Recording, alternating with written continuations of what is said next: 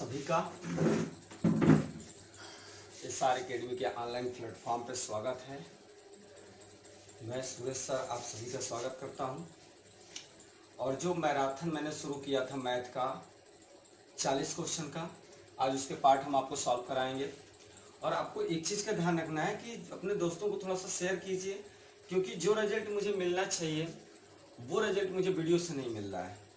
थोड़ा सा ये होता है कि आप लोग भी थोड़ा सा शेयर करते हैं, ज़्यादा लोग देखते हैं तो ये होता है कि चलो बहुत ज़्यादा लोग देख रहे हैं, बहुत ज़्यादा लोग प्यार कर रहे हैं, तो बहुत कम इसका रिजल्ट मिल रहा है, बहुत ज़्यादा फ़ायदा नहीं मिल रहा है। अगर आप ज़्यादा से ज़्यादा शेयर करेंगे, ज़्यादा लोग देखेंगे तो हमें भी प्रोत्साहन मिलेगा कि चलिए हमारी मेहनत को ढेर सारे लोग देखने वाले हैं, हमारी मेहनत से ढेर सारे लोगों को फ़ायदा होने वाला है। लेकिन ऐसा कुछ ज़्यादा रिजल्ट नहीं हो रहा है। फिर भी जितने भी लोग देख रहे हैं उनके लिए तो मेहनत करना ही करना है। तो आइए यहाँ से आगे शुरू करते हैं। और यहाँ तक मैंने आपको क्वेश्चन करा दिया था और इसके बाद हमें करना है, इस वाले क्वेश्चन से हमें स्टार्ट करना है। अब एक चीज़ का आप ध्यान रखेंगे कि अगर आपको कोई भी प्रॉब्लम होती है तो आप तुरंत फ़ोन करके मुझे बता दिया कीजिए, सर ये प्रॉब्लम है, यहाँ पे थोड़ा सा एक बार देख लीजिए। वैसे मैं अपने तरफ से पूरा कोशिश करता हूँ कि किसी प्रकार की दिक्कत ना हो। अब देखिए कह रहा है कि यहाँ पे एक ठेकेदार ने 100 दिन में एक सड़क बनाने का दायित्व लिया, ठेका लेता है। उसने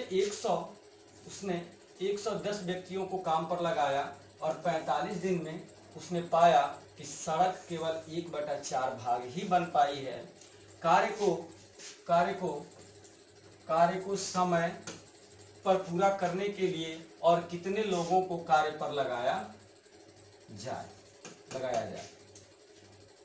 देखिए ये सिंपल सा क्वेश्चन है, इसके लिए आप एक फार्मूला यूज करेंगे। हम यहाँ पे बता दे रहे हैं, उसी फार्मूले को आपको बार बार ऐसे क्वेश्चनों के लिए यूज करना है। क्या होता है? m1 d1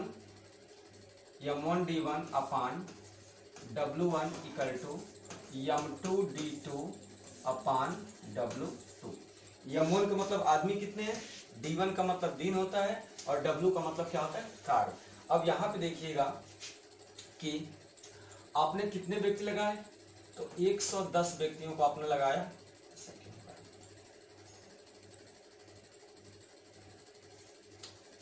ठीक है, 110 व्यक्तियों को आपने लगाया। अब आपने 45 दिन इनसे काम करवाया और 45 दिन में कितना काम करवाया, तो 1/4 काम करवाया। अब आप यहाँ पे इक्वल की साइन दे दीजिएगा। इक्वल की साइन देने के बाद अब 110 व्यक्ति काम पे लगाए, लेकिन 1/4 ही काम हो पाया है और समय पे आपको काम खत्म करना है। तो सिंपल सी बात है कि आपको आदमी क्या करना पड़ेगा, बढ़ाना पड़ेगा। तो आप कहेंगे कि सर 110 व्यक्ति थे, एक आदमी आप और बढ़ा दीजिए। और ये जो काम है 45 दिन तो हो चुका है और 100 ही दिन में काम खत्म करना है। तो इसका मतलब कि मेरे पास कितना बचा है, तो इसमें से 45 माइनस कर देंगे तो आ जाएगा आपका 55। यानी 55 दिन में ये काम हमें खत्म करना है। और कितना काम खत्म करना है, तो भाई 4 भाग में से एक काम यहाँ हो चुका है, तो कितना बचा, 3/4। अब बस इसी को हमको कैलकुलेट कर देना है। अब 4 से 4 को कैंसिल कर देंगे और यहाँ पे देखेंगे आप 11 से काटेंगे तो 11 नाम 110 और ये हो जाएगा 11×5 = 55। फिर जब 5 से काटेंगे तो 5 दूना के 10। तो अब आपके पास क्या बचा, तो अब देखिए 45 दूना के 90 और ये वाला 3 भी इधर आके गुना हो गया, तो इधर बचा केवल क्या, 110 प्लस x। अब ये हो जाएगा 29, 27, 270। ये 110 इधर आके माइनस हो जाएगा, बराबर में बचेगा x। तो इधर जब माइनस करेंगे तो आपके पास क्या बचेगा, तो आपके पास बचेगा x इक्वल टू 160। यानी 160 व्यक्तियों को हमें काम पे लगाना पड़ेगा। किस लिए काम पर लगाना पड़ेगा, ताकि कार्य हमारा टाइम से समाप्त हो जाए। तो यहाँ पे आपका आंसर आ जाएगा, क्या आ जाएगा आपका आंसर, तो आंसर आ जाएगा आपका बी नंबर। ठीक है, कोई भी प्रॉब्लम हो तो एक बार जरूर आप कर सकते हैं, हमें मैसेज कीजिए। और यहाँ पे देख लीजिए, थोड़ा सा धीरे करके देख लीजिएगा, ये क्वेश्चन बहुत अच्छा है। क्वेश्चन लंबा होने से कोई मतलब नहीं है, मतलब इससे है कि आपका कंसेप्ट क्लियर है कि नहीं है। अब नेक्स्ट क्वेश्चन पे आते हैं। नेक्स्ट क्वेश्चन में देखिएगा, यदि एक समबाहु त्रिभुज की प्रत्येक भुजा 4 सेंटीमीटर लंबी है तो इस त्रिभुज का क्षेत्रफल क्या होगा। देखिए समबाहु त्रिभुज के क्षेत्रफल का फॉर्मूला क्या होता है, समबाहु त्रिभुज का क्षेत्रफल बराबर क्या होता है, तो √3/4 इंटू एक्स स्क्वायर, मतलब भुजा का स्क्वायर। तो अब यहाँ पे होता क्या है कि आप लिखोगे कि √3/4 और भुजा कितनी है 4, तो 4 का स्क्वायर। अब यहाँ पे जब कैलकुलेट करेंगे तो √3/4 इंटू 4 और 4 से 4 कैंसिल हो गया, तो ये 4√3 हो जाएगा, यानी कि 4√3। चूंकि ये सेंटीमीटर में है, यहाँ सेंटीमीटर स्क्वायर हो जाएगा। तो आपका आंसर बन गया 4 कड़ी में 3 वर्ग सेंटीमीटर, यानी सेंटीमीटर स्क्वायर। तो ये वाला देखिए ये सेंटीमीटर है, ये भी वर्ग सेंटीमीटर में है, लेकिन ये 3 है तो ये होगा नहीं, ये भी 3 है तो नहीं होगा, और यहाँ पे हो गया ये 4, तो 4 कड़ी में 3 वर्ग सेंटीमीटर। छोटा सा क्वेश्चन था, आपको छोड़ना नहीं चाहिए, ठीक है। और अपने दोस्तों को लिंक शेयर कीजिए, ज़्यादा से ज़्यादा लोगों को जोड़िए, ताकि हम लोग और ज़्यादा मेहनत करें इस सब्जेक्ट पे। अब जितना ज़्यादा जुड़ेंगे उतना ज़्यादा हम आपके लिए मेहनत करेंगे, क्योंकि हमको भी प्रोत्साहन मिलेगा कि भाई ज़्यादा लोग वेट कर रहे हैं, ठीक है ना। अगला ये क्वेश्चन थोड़ा सा कैलकुलेटिव है, लेकिन आपको परेशान नहीं होना है। कह रहा है कि 800 मीटर की दौड़ में ए ने बी को 15 सेकंड से हराया। यदि ए की चाल 8 किलोमीटर प्रति घंटा हो तो बी की चाल ज्ञात करना है। अब एक चीज यहाँ पे देखना है कि भाई जो तेज दौड़ेगा उस समय कम लेगा, जो धीमे दौड़ेगा उस समय ज्यादा लेगा। तो हमको सिंपल सी बात है कि जो तेज धीमे दौड़ता है उसके टाइम में से तेज दौड़ने वाले के टाइम को घटा देना है। वो कितना होगा, तो 15 सेकंड, क्योंकि 15 सेकंड का अंतर है। तो आप कहेंगे सर कितना दौड़ना है, तो 800 मीटर। तो आप देखिएगा यहाँ पे एकदम आराम से चलिए, ये मीटर में है और यहाँ पे सारी चीजें किलोमीटर में है, तो हमें सब चीजें चेंज करना है। तो 800 मीटर को मैंने क्या किया, 800 मीटर को मैंने किलोमीटर में चेंज कर दिया 1000 से भाग देके। जब 1000 से भाग देंगे तो 2 से 2 जीरो कैंसिल हो जाएगा, और ये जो हो जाएगा आपका 2 चौके 8 और 2 पचे 10, यानी कि 4/5 किलोमीटर आ गया। यानी कि आपके पास जो दूरी बन रही है वो दूरी हो गई 4/5 किलोमीटर। अब समय को भी आप बदल लीजिए, तो ये 15 सेकेंड है, तो 15 सेकेंड को आप घंटे में जब बदलेंगे तो क्या हो जाएगा, ये देखिए सेकेंड, तो यानी कि सीधे आप क्या करेंगे 3600 से भाग दे देंगे।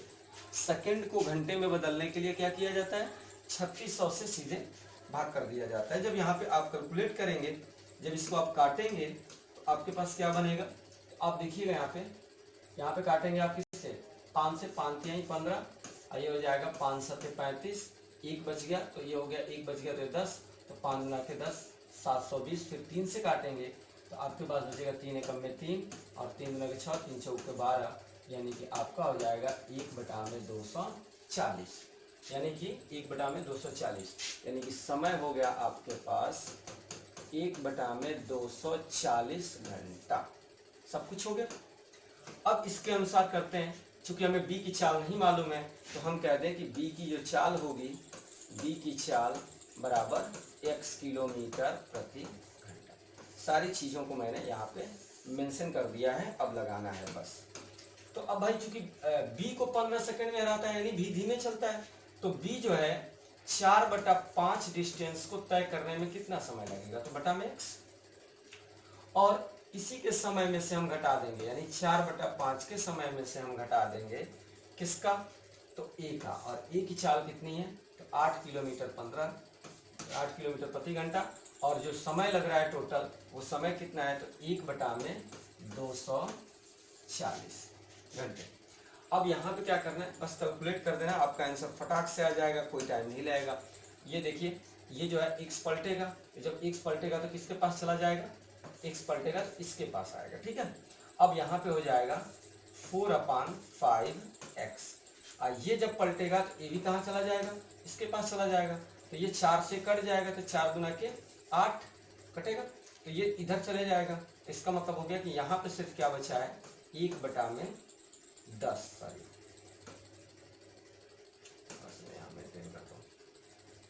स्टेप नहीं बढ़ाना चाहता मैं, तो ये 8 इधर जाएगा तो इससे कट जाएगा, 4 गुना के 8, फिर 2 भी तो यहीं पे रहेगा, तो 5 गुना के 10, 1/10, और ये हो जाएगा आपका 1/240। अब इसको ले जाके बस उधर माइनस कर देना है, ठीक है ना। अब इसको ले जाके उधर माइनस कर देना है, तो यहाँ पे क्या बनेगा आपका, इधर लेके माइनस करेंगे, तो देखिए मैं थोड़ा सा यहाँ से लगा दे रहा हूँ, तो 4/5x इक्वल टू 1 बटा में 240, चूंकि माइनस में है तो हो जाएगा प्लस में, और 1 बटा में 10, यहाँ पे एलसीएम ले लीजिए 240, 1 बार गया और ये कितनी बार गया 24 बार गया, तो हो जाएगा 24 1 25 हो जाएगा, तो हो जाएगा 4 बटा में 5x इक्वल टू 25 बटा में 240। अब जो भी काटना है काट लीजिए। तो ये देखिए आप 25 25 5 चौके 20 15 8 40, ये हो गया। अब क्या होगा, ये इधर आके गुणा होगा, ये इधर आके गुणा होगा, तो ये 4 से गुणा करेंगे, इसमें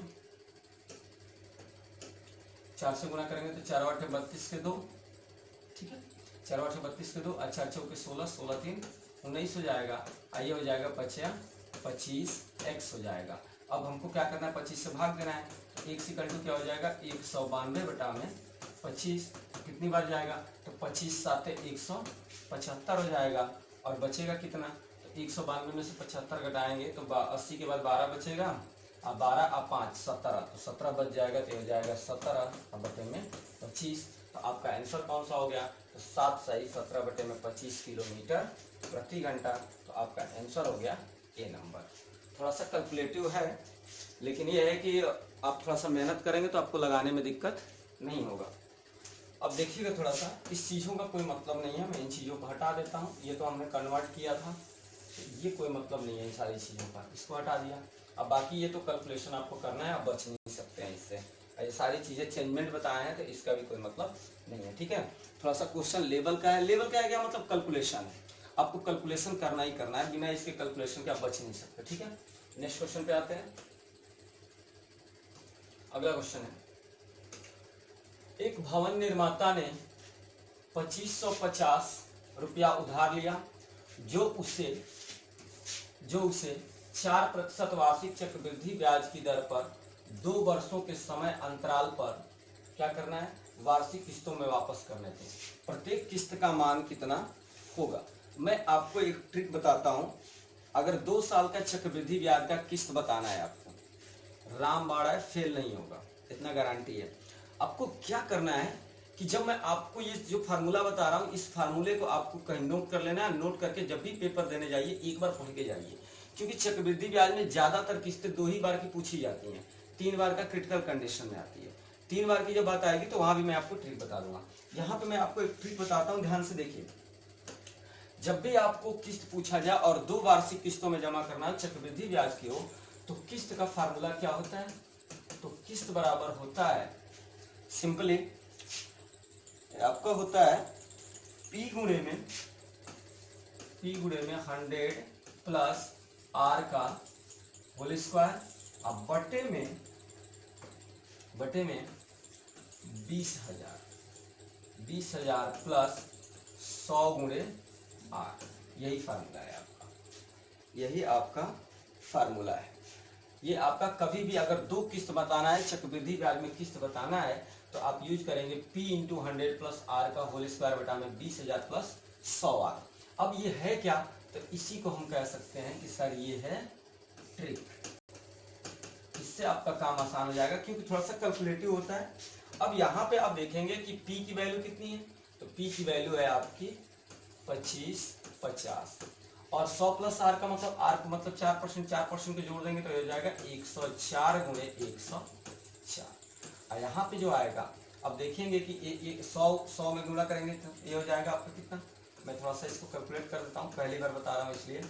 तो ये हो जाएगा 100 गुणे 4 यानी 104। अब टोटल को अगर आप कैलकुलेट करेंगे तो आपके पास क्या बनेगा, तो आपके पास बचेगा 2550 गुणे में 104 गुणे में 104। काट इसलिए नहीं रहा हूँ क्योंकि काटने में आसानी होगा। यहाँ पे तो ये हो जाएगा 400 और 400 जोड़ेंगे तो ये हो जाएगा 20,400, ये बन जाएगा 20,400। अब इसको हम काटते हैं, जब इसको हम काटेंगे तो अब देखिएगा इस 0 से ये 0 कैंसिल। अब हम 5 से काट दें, 25 या 25, 5 कम में 5 आ जाएगा, 5 चौके 20, भाग नहीं जाएगा 0, 5 9 8 40। अब किससे काटेंगे भाई, अब किससे काटेंगे, 3 से काट सकते हैं, 3 से या 9 चौक के 36, 3 से काट दीजिए तो हो जाएगा 3 गुना के 6 और 3 7 21, ठीक है। अब क्या हो जाएगा, सॉरी 3 गुना के 6 कर दिया, सॉरी 3 एकम में 3 करना, कटेगा नहीं यहाँ पे, इट्स माई मिस्टेक। यहाँ पे आया था 25 और 5 एकम में 5 आया था, तो भी 3 से नहीं कटेगा, 3 से कटेगा, लेकिन 3 एकम में 3 और 3 7 21 17 बार में, और ये 3 एकम में 3, एक बच गया, तितली के 9 और फिर एक बच गया, 3 छक्का 18, ये बच गया आपका। अब थोड़ा सा देखिएगा, क्या ये 17 से कटेगा? अब चेक करना है कि 17 से कटेगा कि नहीं कटेगा। कट जाएगा, कितने बार में? तो आपका देखिएगा ये कटेगा 8 बार में, 8 7 56 के 6, 8 का में 8, 8 5 13, तो कितने बार में? 8 बार में। अब इसको काट लीजिए, 4 से काटेंगे तो 4 गुना के 8, ये बन जाएगा कितना? 4 गुना के 8, 4 छक्का 24, ठीक है। अब फिर 2 से काटेंगे तो ये कितना बन जाएगा? 2 5 10 और 2 दूनी थे 4, यानी 26 गुणे, ये आपका बन जाएगा 26 गुणे 52। तो 26 गुणे 52 का मतलब कितना होता है? 26 गुणे 52 का मतलब होता है कि 2 छक्का 12 के 2 और 2 दूनी के 4 1 5, अब 5 छक्का 30 के 0, अब 5 दूना के 10 और 10 3 13, ठीक है। ये बन गया आपका 1352, 1352, तो ये आपका आंसर हो गया 1352 पहला। बहुत आसान है, अगर आप ऐसे करते हैं तो किस निकालने में दिक्कत नहीं होगा। ये ट्रिक है, इस ट्रिक को आप अप्लाई कर सकते हैं। ये ट्रिक है, यहाँ से मैंने आपको सोल्यूशन बताया, 2-3 लाइन का सोल्यूशन है। कैलकुलेशन आपका फास्ट होना चाहिए, तभी जाके चक्रवृद्धि ब्याज आपको आएगा, और रेगुलर सॉल्व करेंगे तभी कुछ होने वाला है, ठीक है। आइए नेक्स्ट क्वेश्चन पे चलते हैं, ठीक है। ये क्वेश्चन देखिए, ये भी क्वेश्चन बहुत ज्यादा हार्ड नहीं है, आसानी है, समझिएगा। 3 से विभाजित होने वाली 100 और 200 के बीच के सभी प्राकृतिक संख्याओं का योग क्या हो। आपको बताना है कि 100 और 200 के बीच ऐसी कितनी संख्याएं हैं जो 3 से विभाजित होगी, और उन्हीं संख्याओं का योग चाहिए, और बीच की चाहिए। तो 100 के बाद जो नंबर मिलेगा आपको 102, 102 3 से कटेगा। फिर आप कहोगे कि सर अगला क्या हो, तो अगले में आप क्या करेंगे? 3 ऐड करते जाइए, तो यहाँ पे क्या हो जाएगा? 105, ठीक है। ऐसे ही आपकी संख्याएं बनती जाएंगी, और 200 के पहले जो नंबर आएगा वो कितना आ जाएगा आपका? तो 198, लास्ट वाला नंबर। और यही सीरीज, यानी कि अब ये सीरीज में आप देख रहे हैं कि एक चीज की सीरीज बननी है, 102 3 का गैप बनेगा, तो 100 के बाद जो कटने वाला नंबर 102 है, उसके बाद 105 है, इसे डॉट करते हुए जाएंगे, और 200 से पहले वाला जो नंबर है 198 है, जो 3 से कटेगा। अब प्राकृतिक संख्याओं का योग निकालना है, तो योग का फार्मूला सिंपल होता है। कभी भी प्राकृतिक संख्याओं का योग का फार्मूला आपसे पूछे तो आप यही लगाइएगा जो हम बता रहे हैं।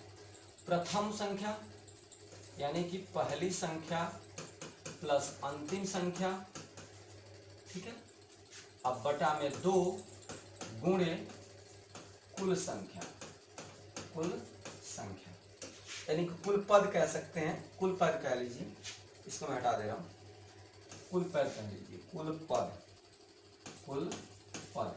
अब यहाँ पे देखिएगा पहली संख्या कितनी है भाई? 102, अब प्लस 198, अब बटे में 2, और यहाँ पे कुल पद कितने हो रहे हैं हमारे?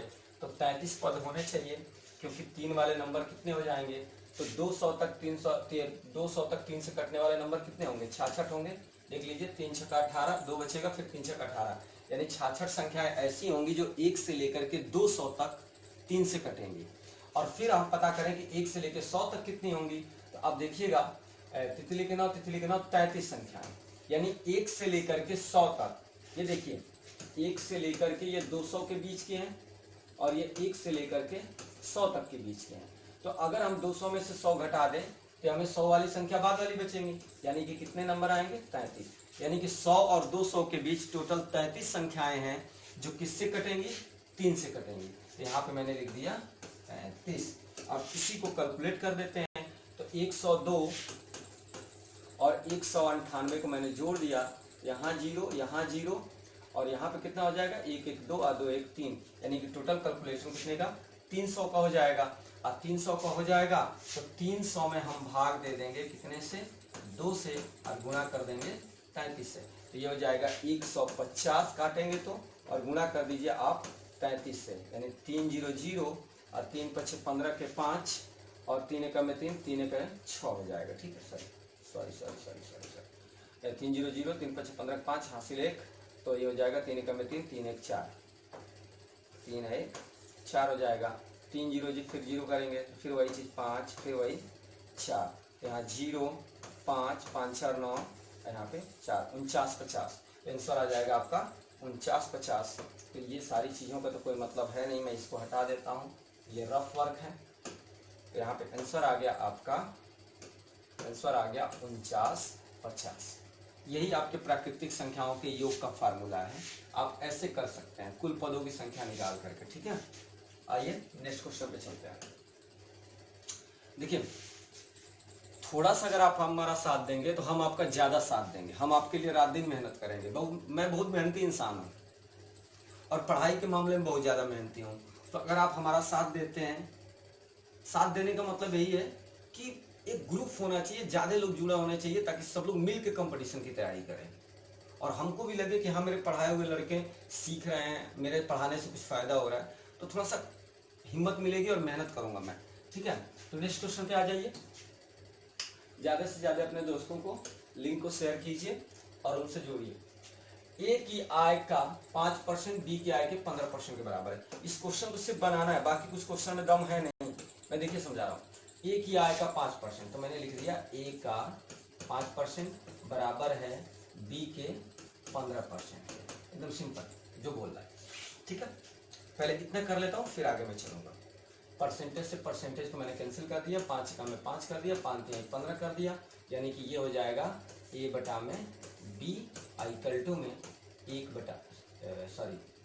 3 बटा में 1। मेरा एक ये सीक्वेंस बन गया, इसको ध्यान रखिएगा आप, 1 बन गया। अब अगला मैं बना रहा हूँ, कह रहा बी की आय का 10%।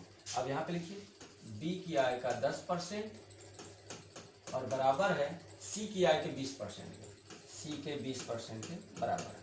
अब फिर इसको काटूंगा मैं, देखिए परसेंटेज से परसेंटेज कैंसिल और 0 से 0 कैंसिल, यानी कि B upon C equal to 2 बटा में।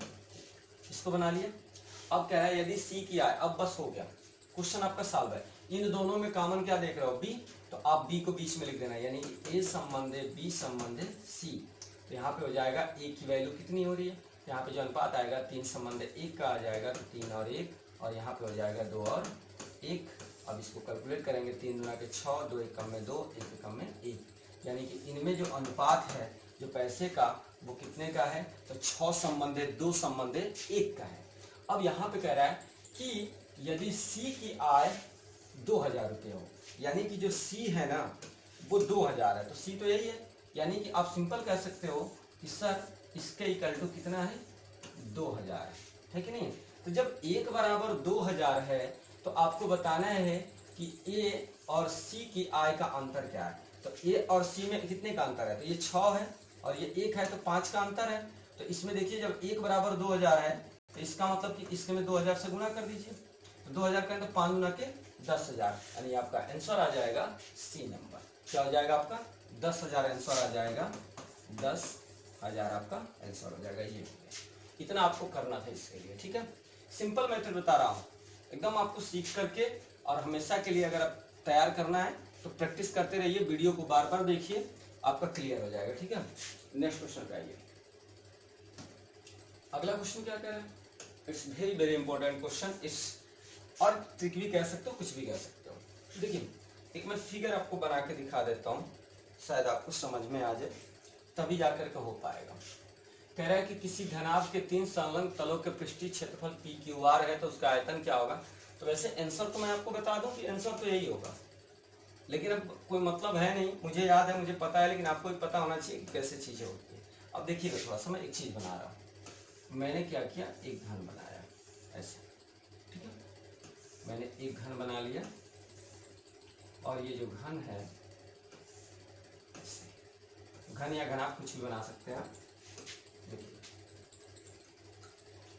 अब इसको आप बोल सकते हो यल, और ये वाले को बी, और इस वाले को आप यहां से यहां तक को एच बोल सकते हो। अब देखिएगा यहां पे कह रहा है कि 3 संलग्न तलों के पृष्ठीय क्षेत्रफल, मतलब कि इस वाले का क्षेत्रफल इस वाले का क्षेत्रफल और ये सामने वाले फलक का क्षेत्रफल, कोई भी 3 फलक ले लीजिए तो एक दूसरे से जुड़े हों, तो इन तीनों का क्षेत्रफल ये लगातार दिया है।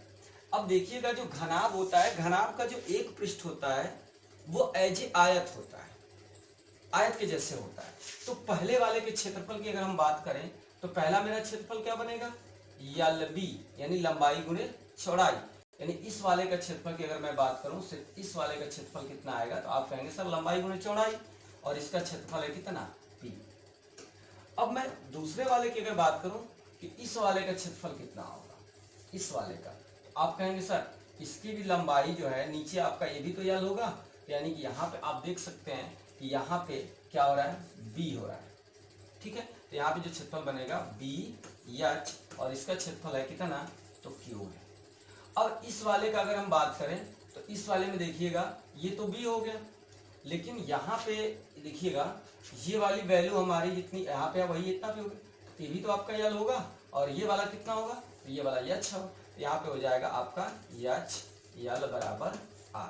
मैंने क्या किया, तीनों सतहों का क्षेत्रफल ले लिया। फिर से देखिए, इस वाले सतह का क्षेत्रफल क्या होगा, लंबाई गुणे चौड़ाई, ठीक है, और इस वाले सतह का क्षेत्रफल क्या होगा, इस वाले का, यहाँ पे चौड़ाई गुणे ऊंचाई, और इस वाले सतह का क्षेत्रफल क्या होगा, तो लंबाई गुणे ऊंचाई, क्योंकि जितना ये लंबा होगा उतना ये पोर्शन लंबा होगा, और ये तो ऊंचाई है, मैंने ले लिया। अब मैं तीनों का क्या कर दूंगा, गुणा कर दूंगा, ध्यान से देखिएगा। अब इन तीनों का जब मैं गुणा करूंगा तो यहाँ पे आएगा L square B square H square equal to PQR। अब यहाँ से क्या है कि इस पावर को मैं अगर उधर हटा देता हूं तो मेरा बनेगा LBH बराबर कड़ी में PQR, क्योंकि ये पावर उधर चला जाएगा। अच्छा, आप जानते हैं कि आयत का क्षेत्रफल बराबर क्या होता है, लंबाई गुणे चौड़ाई, सॉरी आयत का घनाभ का आयतन बराबर क्या होता है, तो घनाभ के आयतन का फार्मूला होता है लंबाई गुणे चौड़ाई गुणे ऊंचाई, और यहाँ पे देखिए लंबाई गुणे चौड़ाई गुणे ऊंचाई बराबर कितना आ गया, तो कड़ी में PQR, यानी कि एज एक प्रकार का ट्रिक भी बन गया। तो आपका आंसर हो गया कौन सा, D नंबर। मैंने ये चीज आपको बता दी है, इसको ध्यान रखिएगा, ठीक है। नेक्स्ट क्वेश्चन पे आ जाइए आप। एक बार में ना समझ में आए तो एक बार इसे आप क्या कीजिए कि बैकअप करके जरूर देखिए, ठीक है ना, पीछे करके देखिए, तब आपको समझ में आएगा। एक क्वेश्चन देखिए, सारे क्वेश्चन 2-2 लाइन के हैं, बस आपके प्रैक्टिस के ऊपर है, जितना अच्छा प्रैक्टिस रहेगा उतना ज्यादा सोल्यूशन अच्छा दे पाएंगे, आप जल्दी दे पाएंगे। कह रहा दिलीप एक टीवी उसके मूल्य से 20% के छूट पे खरीदता है और उसके मूल्य से 20% अधिक पर बेचता है, तो उसे कितने प्रतिशत का लाभ होता है। मैं सिंपल एकदम भाषा में आपको समझाता हूँ, परेशान होने की जरूरत नहीं। टीवी उसके मूल्य से, तो हम मान लेते हैं कि उसका जो मूल्य था यानी कि मार्क प्राइस MP कितना था, मैं मान लेता हूँ, यहाँ से शुरू करता हूँ, स्पेस चाहिए मुझे, एक लाइन में बताऊंगा।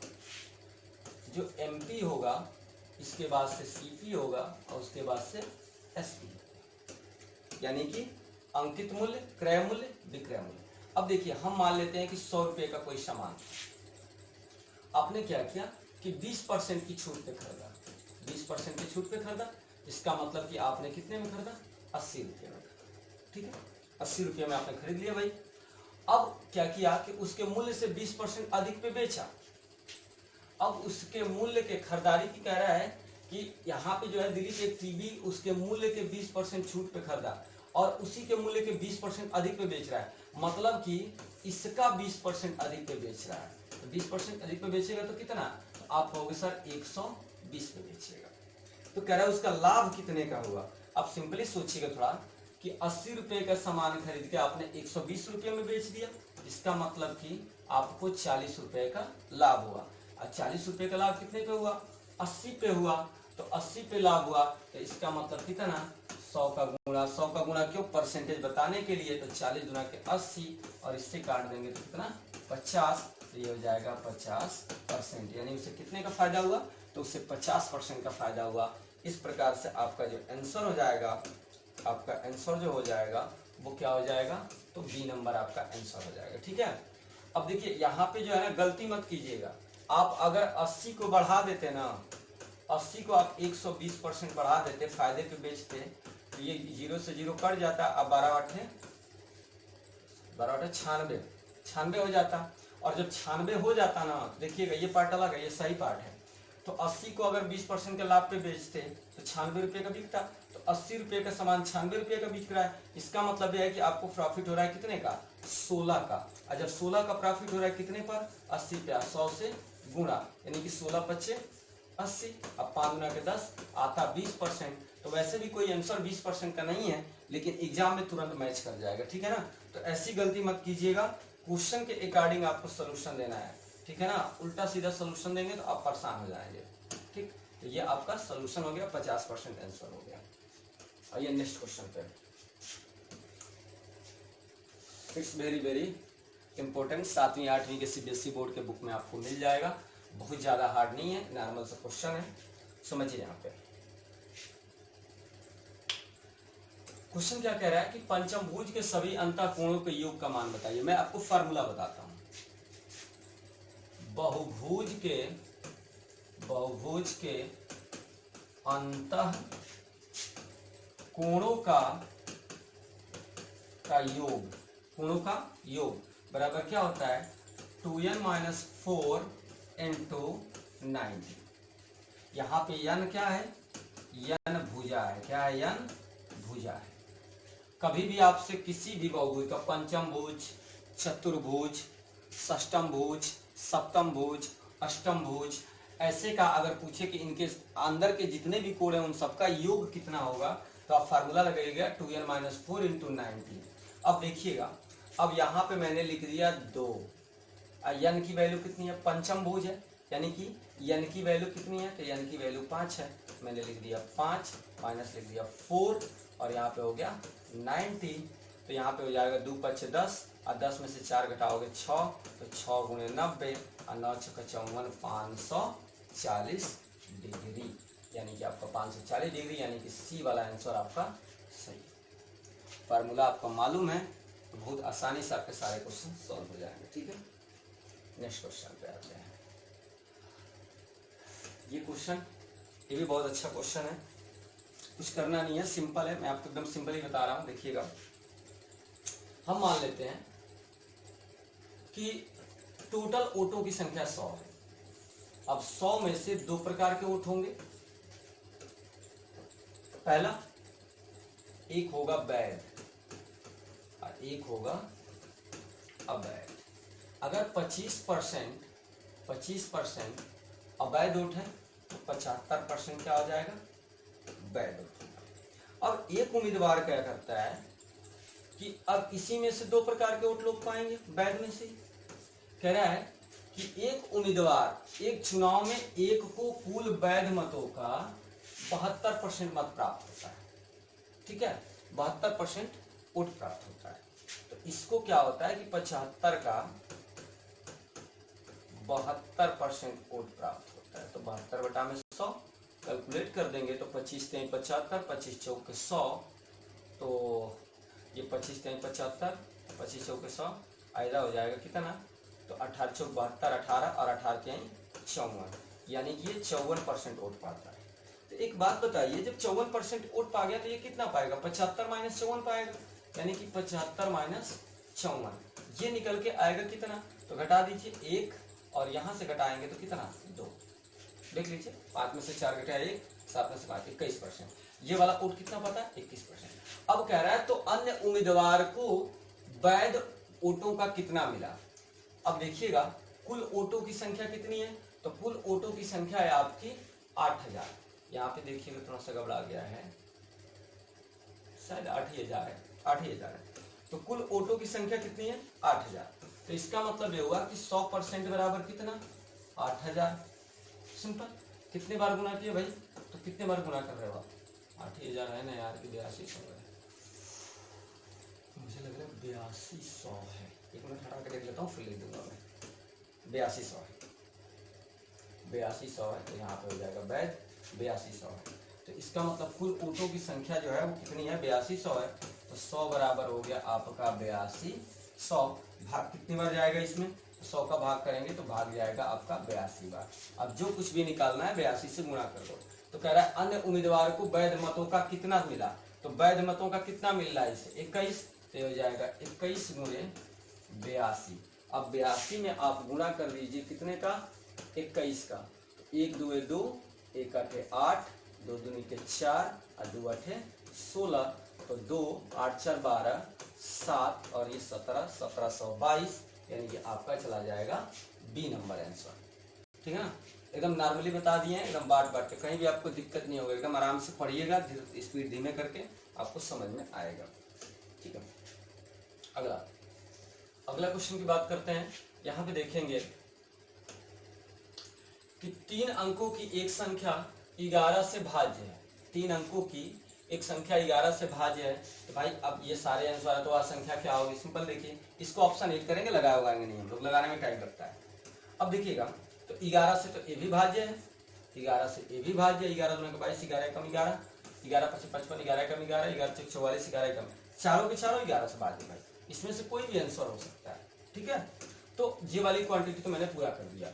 और इकाई के स्थान पर उसका अंक, तो इकाई का अंक ले लीजिए भाई सबका। ठीक है, इकाई का अंक कह रहा है कि इकाई के स्थान पर उसका अंक 1 है, तो सबका 1 है। वह संख्या उन अंकों को उलटने पर बनी संख्या से 297 अधिक है। कह रहा है कि वह संख्या उन अंकों को उलटने पर बनी संख्या से 297 अधिक है, मतलब ये नंबर बड़ा है। अच्छा एक बात बताइए, इस वाले नंबर को अगर पहले वाले को मैं पलटूंगा तब भी तो 121 से बनेगा, तो ये तो आंसर होने के चांसेस ही नहीं होता, क्योंकि अधिक कम नहीं बनेगा, उतना ही बनेगा। अगला वाले की अगर बात करें 231 है, तो ये बताइए कि 231 है, और जब इसको पलटेंगे तो ये बन जाएगा 1 3 2 132। अब 132 का और 231 का अंतर लेंगे, तो यहाँ 11 में से 2 गया 9, और यहाँ पे कितना हो गया? यहाँ पे हो गया आपका 2, और यहाँ से हासिल लेंगे 12, अब 12 में से 3 जाएगा कितना? तो 9 3 12 होता है। ठीक है, अब यहाँ पे जो आएगा कितना 0, तो ये तो 99 का अंतर आया नहीं, देख लीजिए 11 में से आपने 2 घटाया तो 9 आया, 2 बच गया, हासिल लिए यहाँ पे, तो ये हो गया आपका कितना? 12, अब 12 में से 3 गया कितना? 9, और 1 में से गया 0, क्योंकि हमारा अधिक कितना है? 297, तो ये भी आंसर होने के चांसेस नहीं है। अब यहाँ पे अगर हम बात करेंगे तो ये 561 नंबर है, जब पलटेंगे तो ये बनेगा 1 6 5, और जब घटाएंगे तो 11 में से 5 गया कितना? तो 11 में से 5 गया 6, और यहाँ पे हमको 7 चाहिए, तो ये भी आपका नहीं होगा।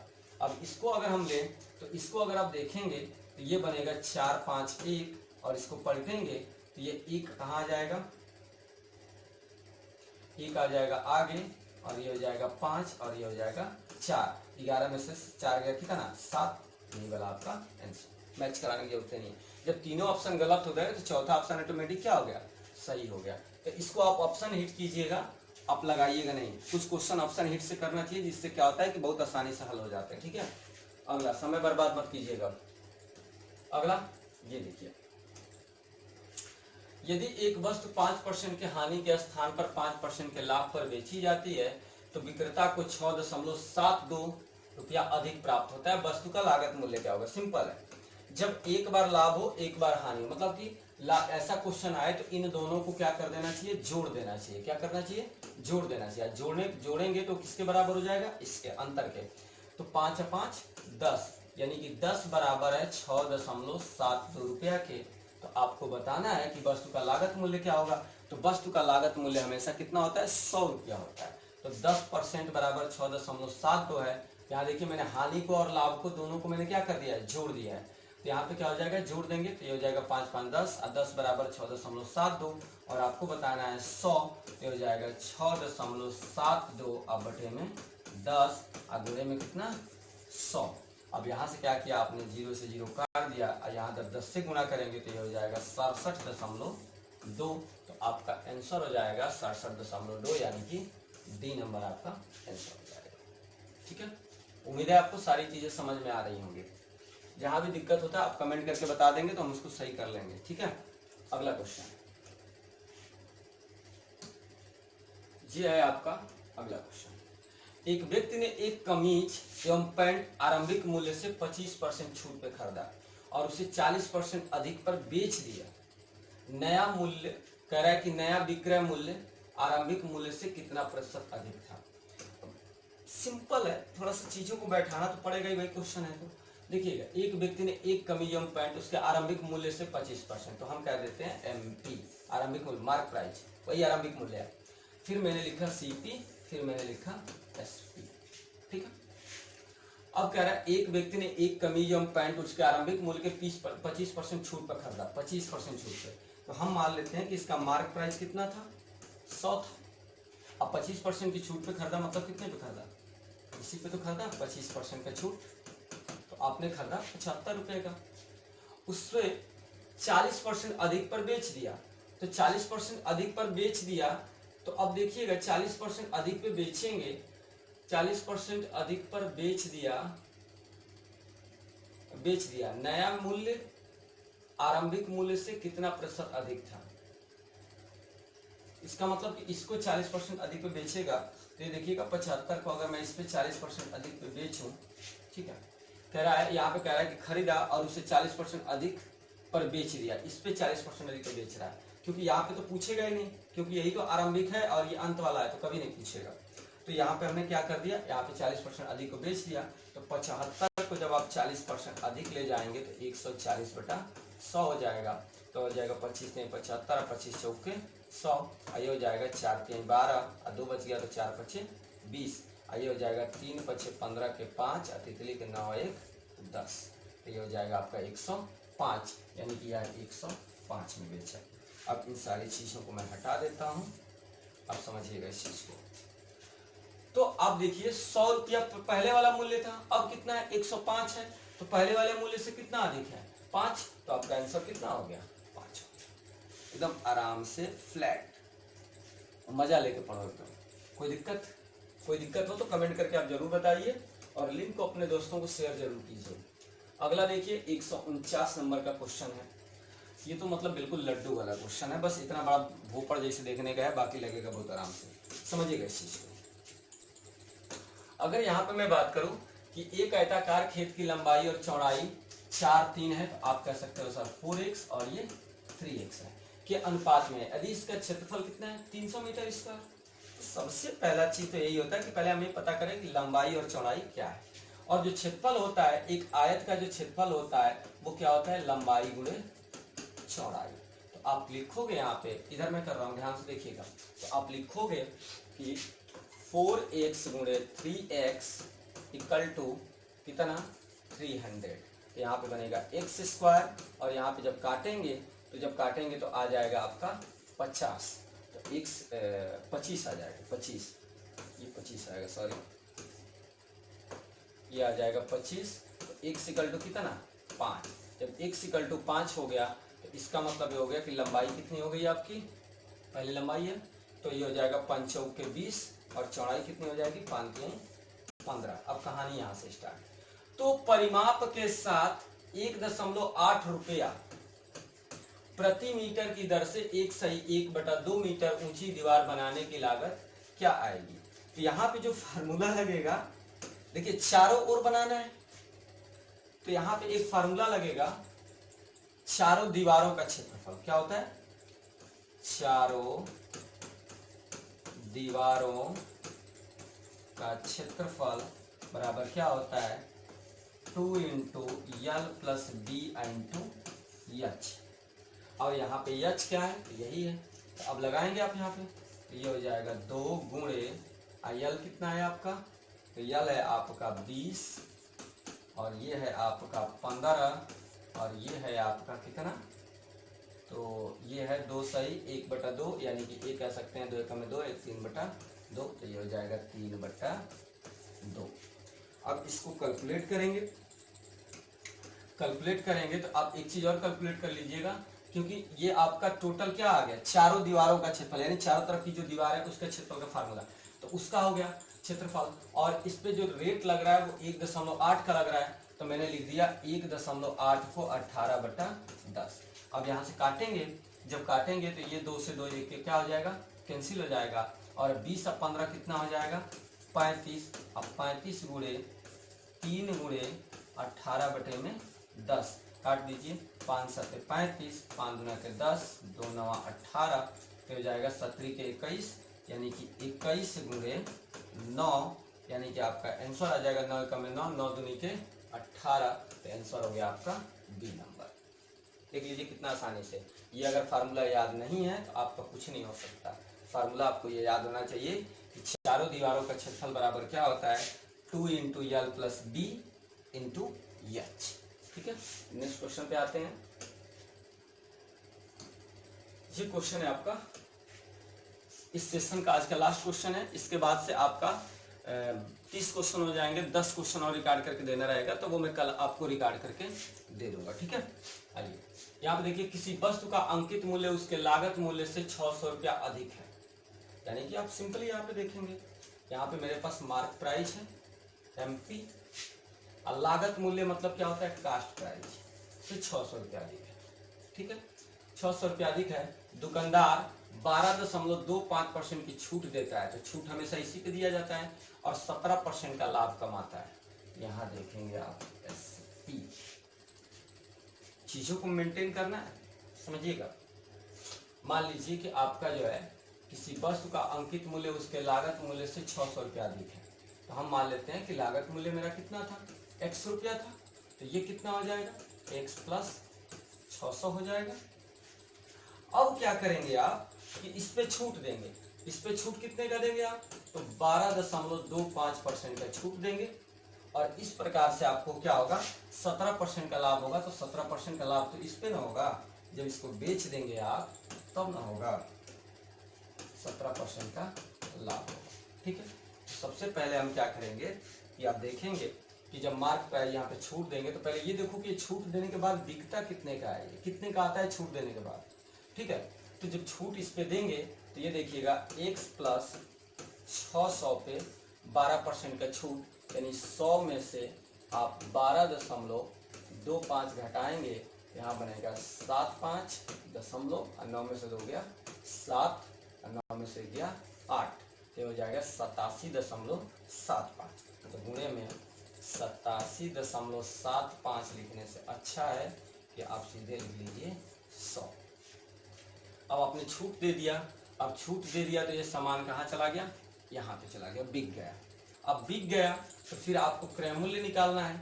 ठीक है, तो क्रय मूल्य निकालना है तो क्या करना है, अब ये वाली चीज हमको यहाँ पे लेके आएंगे। देखिए तरीका तो बहुत है, लेकिन आपको लगाना ऐसे इसलिए बता रहा हूँ, थोड़ा सा इसको देखिए।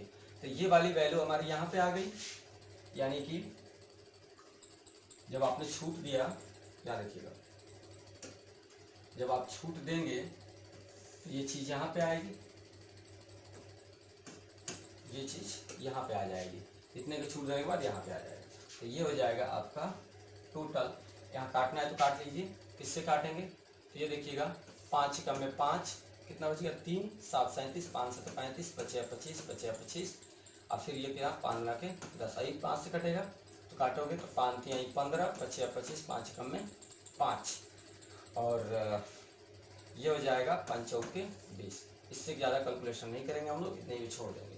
तो यहाँ पे आ जाएगा मेरा कितना, तो x माइनस x प्लस 600 और गुणे में 351 बटा में 4।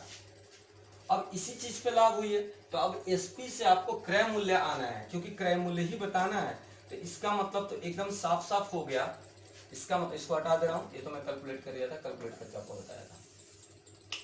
ठीक है, इसका मतलब ये हो गया कि अब SP से आपको CP आना है, तभी तो लागत मूल्य बताएंगे। तो यहाँ से आएंगे तो उल्टा आएंगे, तो उल्टा आएंगे तो ये क्या करेगा, उल्टा आएंगे तो ऐसे लिखेंगे। अब इस चीज को समझिएगा, तो आप यहाँ पे क्या करेंगे, लिखेंगे ये जो वैल्यू है x है, ये किसके बराबर है, तो जब ये वाली वैल्यू के हम उल्टा आएंगे, जब उल्टा आएंगे तो आप कहोगे कि x प्लस 600 गुणे 351 अब बटे में 4 और गुणे उल्टा आना है तो 100 ऊपर रहेगा और 117 को नीचे रख देंगे जो लाभ हुआ था।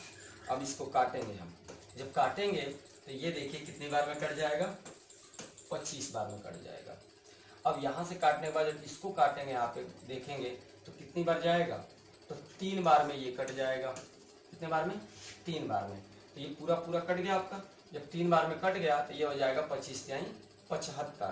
तो यहाँ पे जो बनेगा वो क्या बनेगा, तो ये बन जाएगा आपका 75x आप प्लस, और इसमें आप करेंगे मल्टीप्लाई, ठीक है। तो 75 गुणे 600 यानी कि 600 गुणे 75 हो जाएगा, है ना। अब ये क्रय मूल्य हमको मिल गया। अब सिंपल सी बात है कि यही हमारा क्रय मूल्य हुआ।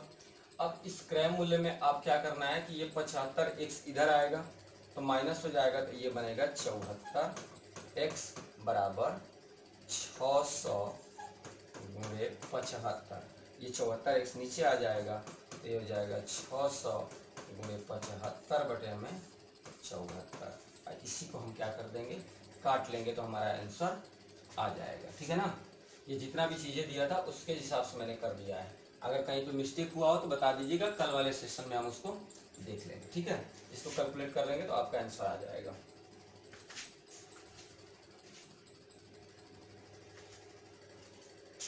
अगर आपको सारे सॉल्यूशन समझ, देखिए इसके लिए घबराइएगा नहीं, कल वाले सेशन में हम क्या करेंगे, थोड़ा सा वीडियो बहुत ज़्यादा लंबा हो गया तो इसलिए यहाँ पे स्टॉप कर रहा हूँ।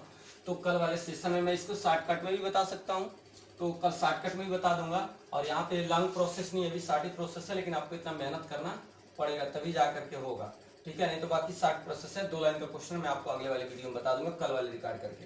तो अगर मन करेगा तो इसको करिएगा, नहीं मन करेगा तो मत कीजिएगा, बहुत ज़्यादा वो नहीं है, लेकिन ये बेसिक है इसलिए मैं समझा रहा था आपको। इसको कैलकुलेट करेंगे तो आपका हो जाएगा, ठीक है ना। 4 से आप काटे उठेंगे इसको तो हो जाएगा, आपको कोई दिक्कत नहीं आएगा। चलिए मिलते हैं कल, नहीं आएगा तो कल हम आपको बता देंगे, ठीक है ना, परेशान मत रहिएगा।